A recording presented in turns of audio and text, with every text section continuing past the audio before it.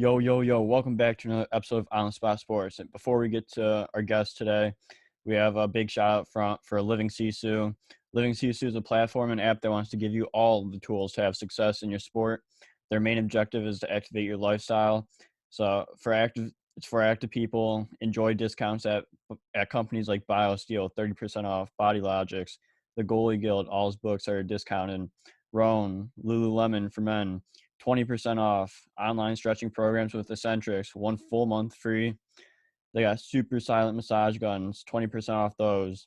And it's a great quality. It's way less expensive than a Theragun, and it's great quality.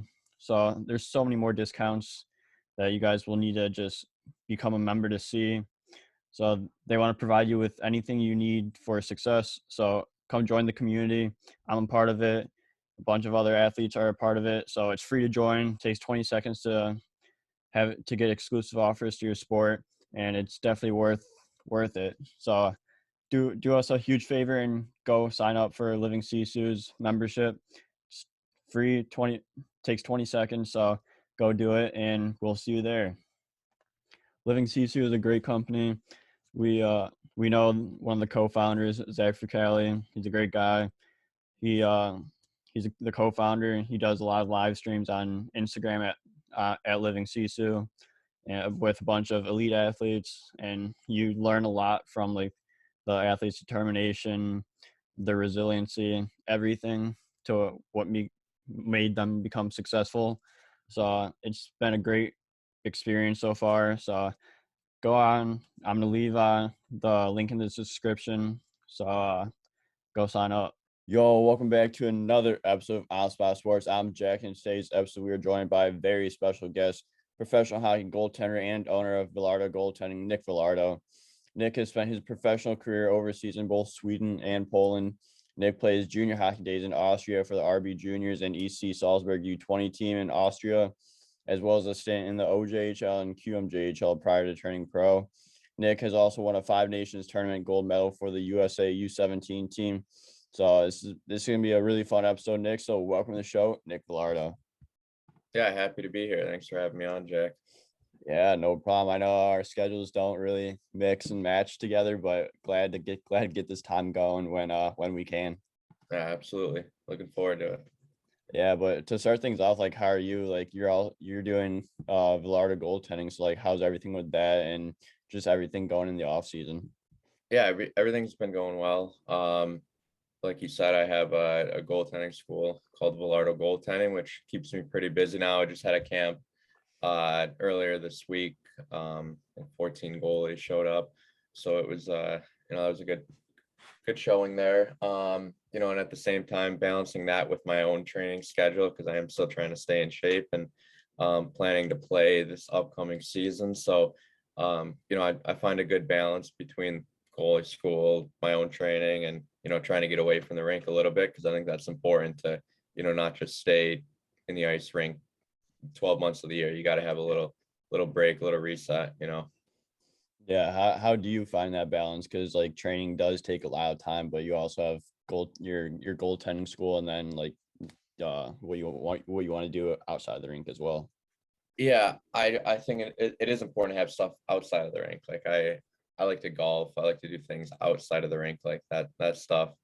Because you want to be hungry by the time you're ready to go in the fall or September, whenever your season starts, right? So if you're burning yourself out, not only physically, right? Like goaltending is such a draining sport on your body with like hips especially, over usage, and that's something I guess we could talk about a little bit more. I've gone through a couple hip surgeries, but if you're not taking those breaks and getting out of the rink, it's gonna be a lot more difficult by the time fall rolls around. You're not really gonna be so hungry to play. Yeah, exactly. And like that's one thing like I dialed back this year is just how many times I'm on the ice like during the off season, just like focus more in the gym and like recovery and mobility and all that instead of just going like 6 days a week, 5, 6 days a week in on the ice right now. It's like maybe 2 to 3 and like you're good. Yeah. I mean my big thing, and I guess I stress this to my goalies a lot, is quality over quantity, right? Like Yeah. I'll have goalies that are 14 years old come up to me and be like, yeah, I was on the ice 8 times in the last 4 days, like almost bragging about it. And we talk about it deeper, and I'm like, well, what were you doing on there? He's like, yeah, I just went out with my buddies, played pickup. I mean, and that's fun, or that's fine, right? If you're just out there to have fun. But if you're using that for training, or you go to a skills clinic where you just use as a target and you're going up and down in the butterfly a million times, that's not necessarily training, right? You got to Yeah. focus on quality over quantity. And I think my personal hockey, my career, went to a new level when I really got that mentality down, because I was one of those kids, like growing up, like, oh, I just got to be on the ice. I gotta get on as much as possible. I'm gonna lose my advantage, like all these different things. And that's not necessarily true. Yeah, I like how like you learn that because you really do like as you're younger, like you want to get on the ice like every single day, but like when it comes to like hip health and like joint health and all that, like it takes a toll because goaltending is a tough position on the body. So like you went through some hip surgeries, so like what was like the adversity you had to face, and then like the recovery time coming back? Yeah, that was tough in general. I mean, I just didn't know anything about, first and foremost, I didn't know anything about taking care of my body before this. I was 18 when it happened. Well, I guess the injury started before then. And I was just kind of playing through it. And then I got to a point where it was, fork in the road, where it was either I'm basically done if I don't get this surgery taken care of, or I can get it and try to make my way back. And um, it was definitely a hard way back, because I got both of them done at the same time, and I had a lot of damage on both sides. And I tried to rehab it at first, and for this certain injury, that's not necessarily the best way to do it. I just didn't really have any guidance on it, so I took about 8 months off trying to rehab it, and that obviously didn't work out. And then I just bit the bullet and decided to get the surgery, and that was about, from the time I got the surgery to the time I was back on the ice, like full fully fully back 100% cleared, was about 9-10 months, which is kind of on the longer side, but I think that was in part to me getting both done at the same time. But yeah, it was a lot of adversity, a lot of not knowing if going to be able to come back fully. But I'm happy with where I'm at with my body right now, and definitely happy I got it done. But wish I knew about it earlier, and how to take care of my body. Yeah, exactly. And like going into like when you do like recover and like you're on the ice again, and just like what are some of the things you just worked on, and especially like since like you did get your hips replaced, and you don't want to over like do anything, and just like try to like try to like slowly get back into it. Yeah, I mean, I think a lot of it's mental too, like knowing, oh, I was healthy, right? But like you got to know, and a lot of people that have injuries have the same thing, knowing that you're actually healthy and getting through that mental roadblock that you can Yeah. drop in the butterfly, you can push without kind of being scared about it. Getting through that was huge, but it was game changing, because I didn't have a practice go by where I was just, wincing in pain before, or I couldn't even bend down to tie my skates. It was that bad. I had so much impingement and lack of mobility there, and then it was very freeing to know that my hips were getting restored, and I was getting back to full health. But, afterwards, it was a wake up call to really take like my hip mobility seriously. And um, I feel like I'm on a good program that I'm on right now, and have a really wide butterfly flare, can get into the splits, which that was something I never really was able to get into before. And, just from neglecting it all those years. Yeah. And so like then you take your mobility a lot more seriously. And so like how important is that like hip mobility? Like what do you do for hip mobility to just lengthen the life of your hips, especially like since you got them replaced? Yeah. Following a good program and sticking to it consistently is something that I think is needed for goaltenders that want to make it to a high level. It's one thing to do it once, twice a week, but you're not really going to see real results, or feel the results of it. You got to stick to it. My opinion, it should be minimum 5-6 times a week. Maybe younger goalies can start out lightly with that and get into it a couple times a week just to kind of get in the groove of it. But if you're at, I would say 14 or up, you got to be sticking to a plan. And for me, that's range of motion, internal, external rotation, a little bit of strengthening with hips, groins. And then I'm personally a fan of a little bit of passive stretching. So like some people call it static stretching. I know some people are against it and don't like what it does, but I think everyone's body's different, right? So what Yeah. works for someone else might not work for me. What works for me might not work for someone else. And for me personally, I mix that into my routine and just doing a little bit of passive stretching a few times a week, in addition to the range of motion stuff that I'm doing. So I think having a good mix is something that's worked for me. But my main piece of advice would be have a proper plan and stick to it. Yeah, absolutely. And like just from doing like your off ice training that one day, like my hip mobility is a lot better because I've been doing like the same stuff we did on that call like every day before like my workout, and then like stuff after, and like it's been a game changer. Like you get like 2 to 4 inches like more mobility and like flexibility to make that save on, especially on like a 2-on-1 or something, or like a 2-on-0 that you have to go post to post. Yeah. Oh, first off, I'm happy to hear that. I'm happy to hear that you applied what we talked about, right? And Yeah. it's a game changer once you apply it. And it's not a coincidence right now that the best goalies in the NHL are the most mobile ones, right? Like you look at Yeah. Vasilevsky, you look at like the Russian goalies right now are dominating, and it's not a coincidence because from a young age they take that seriously. They take it seriously about stretching, body maintenance, taking care of their bodies. And it's not just an injury prevention thing, but it's also a performance thing, right? If you have a wider butterfly flare, um, you're going to be able to make more saves, right? So you got Varlamov, Bobrovsky, Shesterkin, Vasilevsky, like all these goalies are dominating, and it's really not a coincidence. Yeah. Yeah, and like you just prove that their flexibility and mobility is like dialed in, and they're making saves that a lot of goalies won't be able to if they didn't have like that insane hip mobility like they do. Yeah, absolutely. Absolutely. Yeah, so I want to get down to like your youth and junior career a little bit here. So like you grew up in Clarence, New York. So like what was youth hockey like for you growing up in New York? Yeah. So suburb of Buffalo, grew up playing for like the Buffalo Regals, Buffalo Junior Sabres, just the youth programs there. Then I started billeting down in Wilkes-Barre, PA. I would only go down for like the weekend and the games actually, because I was pretty young. I was 14, 15, 16, I think, when I played there.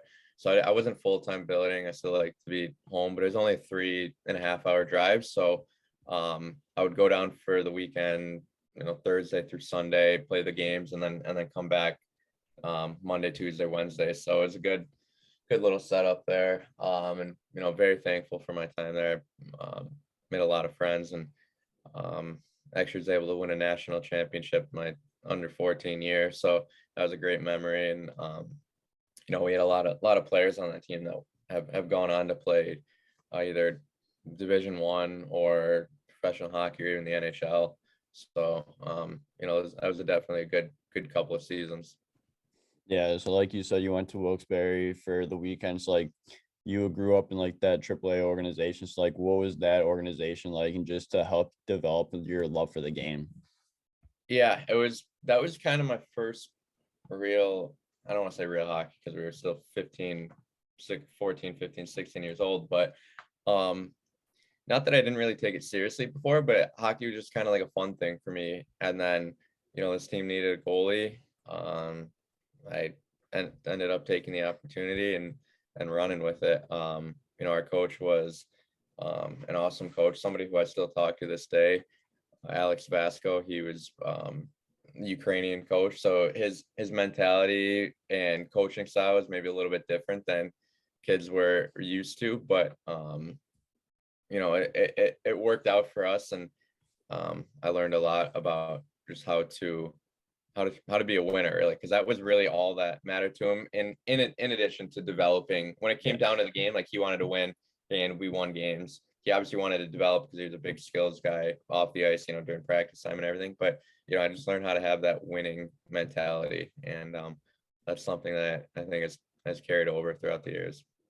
Yeah. So like, what's it like to have like those like guys that are in the NHL go Division 1, go pro, and just have them like shoot on you at so young of an age because like they're obviously really good and like they also take like your development to the next level. Yeah, absolutely. I mean, like we had, trying to think here, we had Ivan Provorov, who's on Philly right now. Uh, Daniel Sprong, he just got traded. I think he got traded to Seattle a couple months ago. Um, who else we have? Denis Smirnov played Penn State, and now got drafted by Colorado. Nikita Pavlichev got drafted by Pittsburgh. Um, we had a handful of guys, and 3 or 4 other guys that played Division 1, and probably another 3 or 4 that played pro and at some level there. So that was definitely a way that I needed to step up my game in practice. But yeah, that was an awesome couple of years, and I look back on that and I just remember how much fun it was just being with those guys, and I still talk to a lot of them on a daily basis. So yeah, it was pretty cool. Yeah, that's unreal. And like that, like you saw them like grow up and now they're getting drafted to the NHL or already on like a NHL or pro team. Hmm. Yeah, absolutely it was. Yeah. So then you're given the shot to play on the USA U17 team where you guys won the gold medal in the Five Nations tourney. So like what was that experience like to just represent your country and then just to go on like an international basis? Yeah, that was definitely something I'll remember. The tryouts were at the USA National Camp, and actually it was in Buffalo, so it was in my hometown here, and those are actually going on right now. I just at the rink yesterday and saw a couple of the coaches and familiar faces from USA Hockey. So yeah, that takes place at the summer USA festivals, and I was able to play well enough to play my way into that lineup, and yeah, that was a fun couple of weeks. We ended up taking gold. I Goalie partner was Chris Oldham, did well as well. He's playing, I think he went to Clarkson, and now he's playing in the East Coast League right now. So another good goalie on the team there. And yeah, that was an awesome couple of weeks and great memories. And like I said, with Wilkes-Barre, I still talk to a handful of guys that are on the team. It's crazy how small the hockey world is, that and the bonds you develop through hockey, that you could play one tournament with the guy 6-7 years ago, and you still talk to him on a daily basis even though you haven't seen him, and then the next time you see him it's like nothing even happened. It's like you just saw him a couple weeks ago. So it's awesome how hockey works that way. Yeah, it always seems like a big circle, but like when you look at it, like it's a small circle and like everyone knows each other at some point. And, like you're just able to just connect and bond with them even though even after you've not seen them for a couple years. Yeah, absolutely. Yeah, but like what do you learn at like a tournament like the nations tournaments? You're just out there like it's international competition. So like what do you learn, especially at like that type of a competition? um I don't really know if it's learning. Like I just kind of taking it all in, and just being thankful for the opportunity, and you kind of just focused on the present, and trying to win, and trying to take home gold, right? So Yeah. I don't really know if it's as much of a learning experience, but yeah, I definitely, looking back, I definitely learned a lot, right? But in the present, you're kind of just focused on what's right ahead, and winning in the short term there. Yeah. Yeah, so like it's an international competition. So like what was the hockey like internationally? And like you eventually would find your path to juniors to overseas and then professionally as well. So like did that like help like help your mind go like, yeah, maybe I want to go play internationally and somewhere else? Yeah, I mean, I think having that taste of European hockey was something I wanted, right? Because like, we were there, and I like playing on the bigger ice. I'm a smaller goaltender. I think that benefits me just with my skating and my footwork, rather than the North American style game where it's a little bit different. But yeah, having that taste of European hockey, I think maybe motivated me to try to get over there and have it be like a goal down the road to try to get there. So yeah, like the games we were playing against Czech national team, Slovak national team, I think Switzerland and Germany, I want to say. And they're like fans at those games, even though we're only 17 years old or whatever. So it was definitely a cool experience and gave me the motivation to try to play in Europe in the future, I would say. Yeah, that's a great experience for sure. And then after your AAA and USA career, you went on to junior hockey in the OJ for the Buffalo Junior Sabres, where you played in one game and then went overseas to Austria. So like, what was junior hockey like for you overall, and like was the experiences that you experienced over in Austria? Yeah, it was definitely a different path than I think a lot of uh, pro goaltenders have had. And injuries definitely did play a huge factor in that, and neglecting my hip health and just not knowing how to take care of them. So that was definitely something that came to bite me in the butt more than a few times, just because I was on the trainer's table or sitting home because more than I would have liked to, just without the ability to really play and um, play as hard as I could. But yeah, came back home to play a year in Buffalo, I think when I was 16, turning 17. Um, Played a little bit with the 18U Junior Sabres, and then it was like a week with the OJ team. But I just wanted to play games there. Like I had the option to play for the OJ team there, but I probably would have been back up or not really playing a lot there. And I was able to play, I can't remember, I think like 50 something games with the 18U team that year. So I just wanted to play. Um, and then yeah, I went over to Austria. I had a couple like tender options in the null, couple teams there, and maybe it wasn't the smartest decision to go over that early, but thankful for the decisions I've made and where it's led me to. But yeah, I ended up taking an opportunity to go to Red Bull. Was there for only a couple months. Injuries again played a huge factor in that, and that was kind of at the peak of where I had where I had the fork in the road, where I had to realize that okay, I got to get this done, or I'm basically done playing. And you know, it was definitely difficult. We were on the ice sometimes 2, 3 times a day there. The training regimens are insane there, but an awesome program, an awesome organization. They take care of the players. Like, you snap your fingers and, the training staff or whoever it is going to help you out there. It's an awesome, probably the premier organization in Europe right now in terms of development and, youth hockey, junior hockey, and even up to the pro ranks.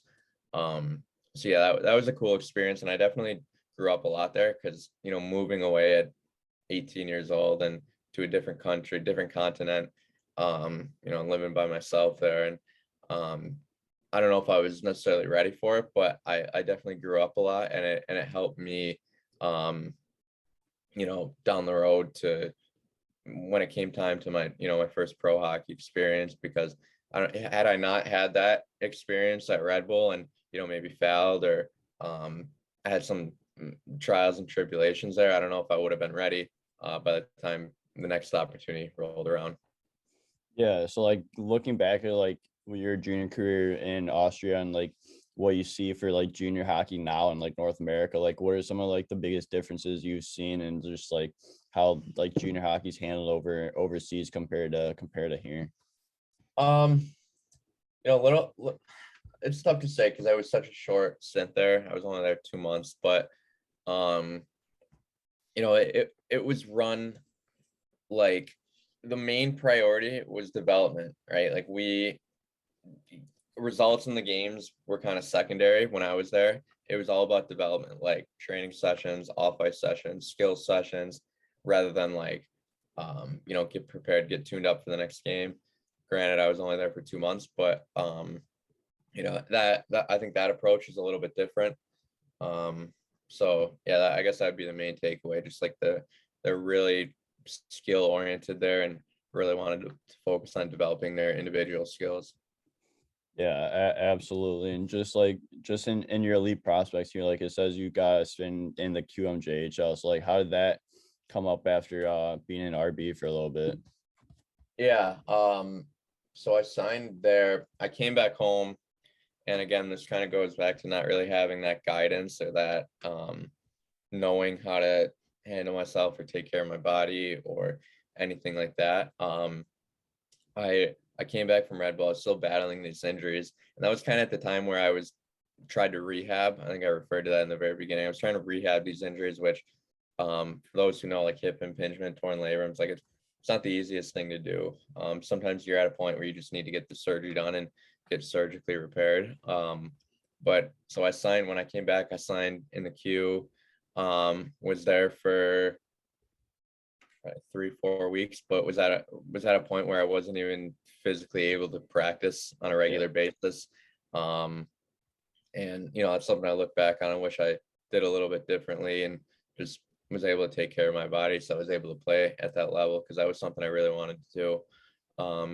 But yeah, I ended up getting the surgery right after that, and realizing that was kind of the last straw where I realized, all right, I'm not gonna be able to play at the level I need to be, the level I know I can play at, so I just got to get it done and try to work my way back. Yeah. So then you go get your hip surgery and you come back like a year and a half, 2 years later, and you go to Yeah. Sweden to Bones HF and Elite Junior 20 Elite League there. So like what was it like to get back in a game shape and just have that be in Sweden? Yeah, it was interesting to play after such a long break.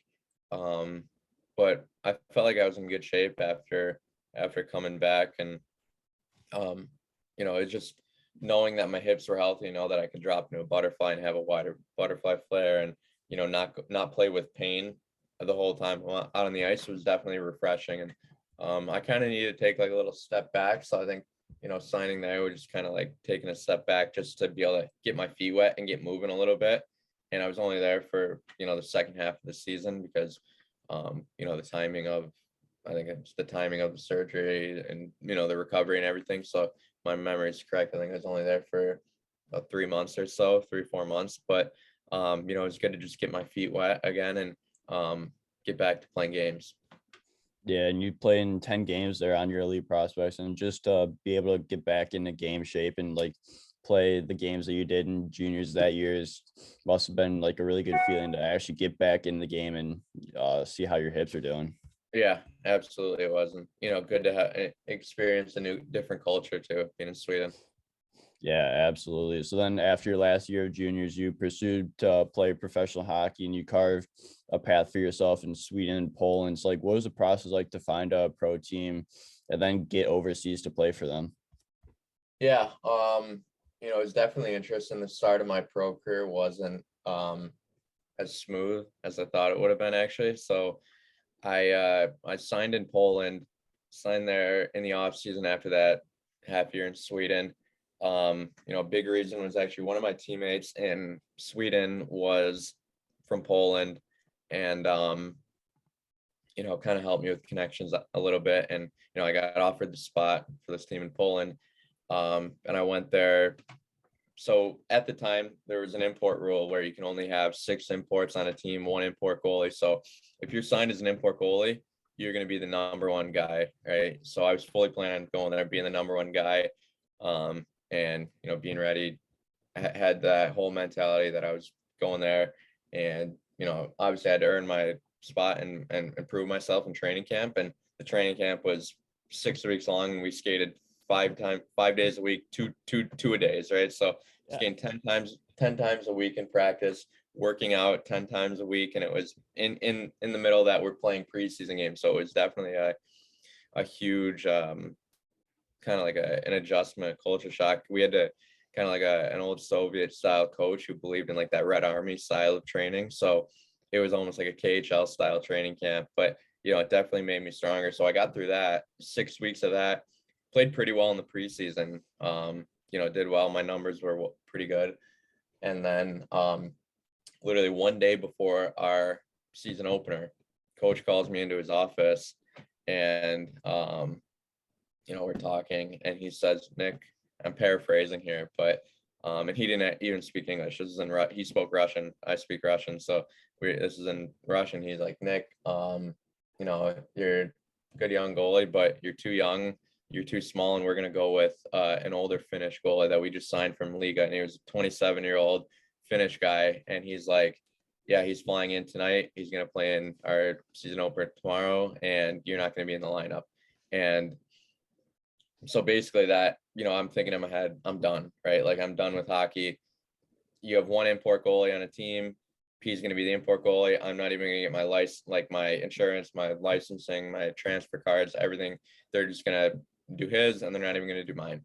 And I was like, what can I do to get in the lineup? And he didn't really give me a straight answer, but I decided to stick it out and just practice and try to beat him out in practice and prove that I was better than this guy, which at the time I probably wasn't even better than him, because he was, a 27-year-old Finnish goalie who had whatever, 5-6 years of pro experience. And, I was just getting my foot in the door there. And, the team struggled. He played 10 games, I think, and maybe a few more, 10, 11 games. I think the team went like 1-10 in the start of the season. So it was a rough start. And at the same time, I was working my butt off in practice, trying to beat him out and prove that I was better. And I got to a point, probably halfway through a stint there, where I was playing better than him every single practice. And one game after a tough loss, I ended up firing him. And so I gave the GM and the coach a deadline, and I told them, all right, if I'm not in the lineup by this time, I'm gonna go home. I gotta do something. I can't just sit here practice. I'm not even getting my salary paid for right now. Like I'm just here on my own cost. So I got to go home. And the date was like October 15th, whatever. Literally, the GM calls me October 14th at 10:30 p.m. Come to the office. So literally, to the last minute, calls me in the office, has a contract sitting right there, says, here's your contract, signs it, fired the Finnish goalie. And then I got my opportunity through that for the next few months of the season. So it was definitely not a smooth start to it, but it worked out in the end. I had the first game later that week, and I actually got first star of my first pro game. It was an away game where we had like a 7-hour bus trip on the day of the game. So first pro game was waking up at 6:30 a.m. to get to the rink, pack up the gear, drive. And that was, I look back and I would probably say that was one of my favorite hockey memories, because at that point, my goal was just to play professional hockey. So I knew once I had my name on a professional hockey lineup, like nothing else really mattered.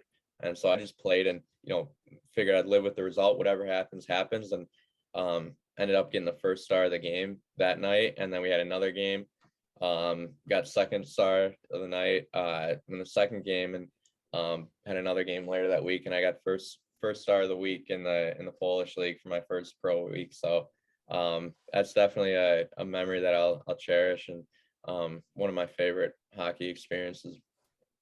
Yeah, not a bad start to your first official like pro week there, but like it was probably a grind, like just practice on your own cost and not have a contract, and just like I'm glad that you stuck it out, and like you're able to finally get that opportunity and like get that first pro win, and then like have like the first star, second star, and then the first star of the whole league.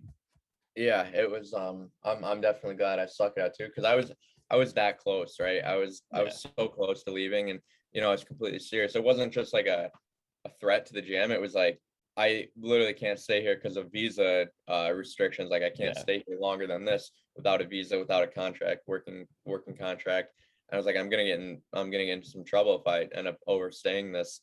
And he literally, like I said, it was no joke. Down to the last minute, he called me in, and I told him I have this deadline. I don't know what he was waiting for, but he waited into that last minute, and I'm very thankful I ended up sticking it out to that point. Yeah, absolutely. So then the following year, you went to Hockey in Sweden for Kalmar HC, going 3-0 that same season. It's like, what are the differences between the league in Poland and then Hockey in?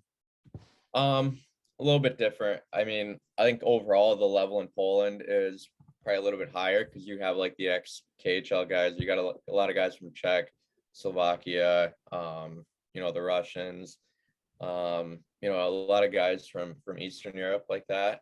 And then, in Sweden, it's a little bit more of a younger development league.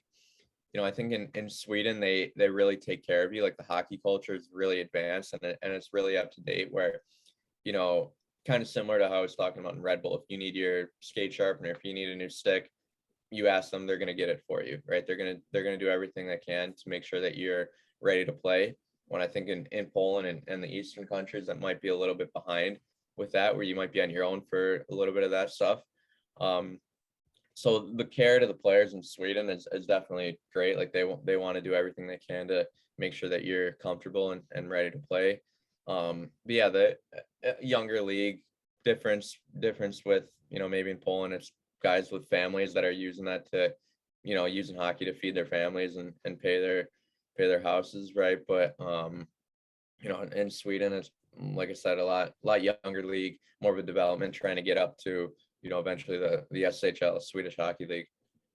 Yeah, for sure. And like when you do like learn all this and just like experience all this, like it makes you want to like come back and like be better for the next season, and just to keep learning and like go hard for training, and then come in and just have a lot of success coming into the season. Yeah, absolutely. I mean, and having those different experiences in different places, I think gives you that motivation too. Like, trying to make it to the highest level possible. And I still have that motivation to this day, and hoping to find a good spot for this upcoming season, and be able to perform at the top of my ability.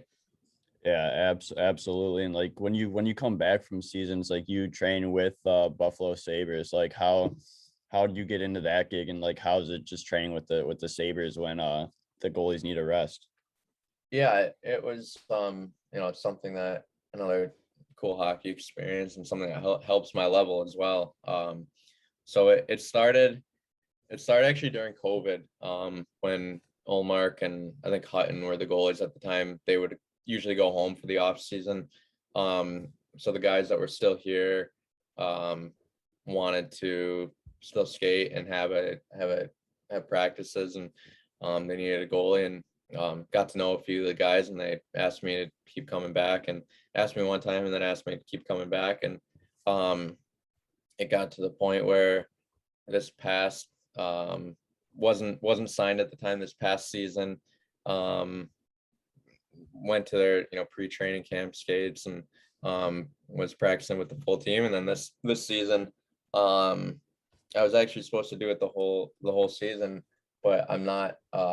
I'm unvaccinated actually, so that was a restriction. And it's something where I wasn't able to do it because of that. And with the NHL guidelines and mandates, they needed to have somebody that was um, fully vaccinated. And the mandates were dropped in April actually. So I was able to do that from April on, basically to the end of the season for the last couple of weeks, and very thankful for my time to be able to practice with them and develop, and um, develop my game and have that experience with them.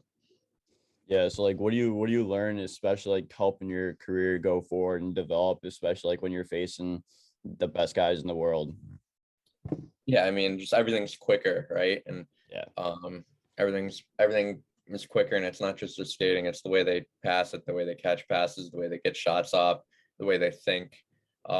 Everything's quicker, and it forces you um, to eliminate probably like extra movements, or eliminate unnecessary things that you're doing with your technique, your stance, or your skating, that if you do those things, you're going to get burned, right? And Yeah. um I love playing with that faster pace, because it forces me to get better. And just being shot on by those guys, it definitely helps me improve. Yeah, absolutely. And like that's the biggest thing, is just taking the learning experiences and like being a sponge out there and absorbing, because you're skating against the best guys in the world. So there's so much to absorb, and like especially just watching the other goalies like Olmark, Hutton, whoever was there this year, like you're just watching them and like seeing like what they do to make themselves successful, since they're full-time NHLers. Yeah, you learn from the other goalies. Like when I was there, it was Anderson and Tokarski. And obviously Anderson has had what, 15-year NHL career, Yeah. so he's obviously doing something right. So, you just watch and see what they do. Um, and just try to pick up little bits and pieces and see what they're doing and see how you can apply it to your game. Yeah, absolutely. That's awesome that you learned that. And like I know you have to get going here. So my last thing for you is like throughout your career you went through a lot of adversity and you still kept pushing for your dream to play professional hockey. So like what are some of the biggest tips that you can give the younger generation looking to chase their dreams? I mean, probably say just enjoy it. Don't overlook it. Don't look too far ahead. I think that was something I was definitely guilty of, is looking too far ahead and not focusing on the present. But once I learned to focus on dominating the current state and where you're at, it definitely makes a difference. And just enjoy it, have fun. Hockey's meant to have fun, and if you're not having fun, why are you playing? Like I Yeah. have so many memories and so many fun things that have happened, and even crazy things that have happened in my career, or fun stories with teammates, or just experiences in different cultures that um it just come from having a fun mindset and not being too hard on myself, and just enjoying the process. Yeah, exactly. So it's about the journey, not not the final destination. Like if you just enjoy the process and the grind, like you're gonna enjoy everything a lot more. Absolutely, absolutely. Yeah, I mean, um, some of the best moments have come from just bonding with teammates or having fun, and looking back, like those are a lot of things you're gonna remember, not always on the ice stuff, but Yeah. off the ice stuff, and the crazy stories and fun experiences you have with your teammates away from the rink are things that I'll cherish. Yeah, absolutely. But Nick, thank you so much for coming on the show. I really appreciate your time and I look forward to following your career and your work the rest of the way. Yeah, I appreciate it, Jack. Thanks for having me. Yeah, no problem.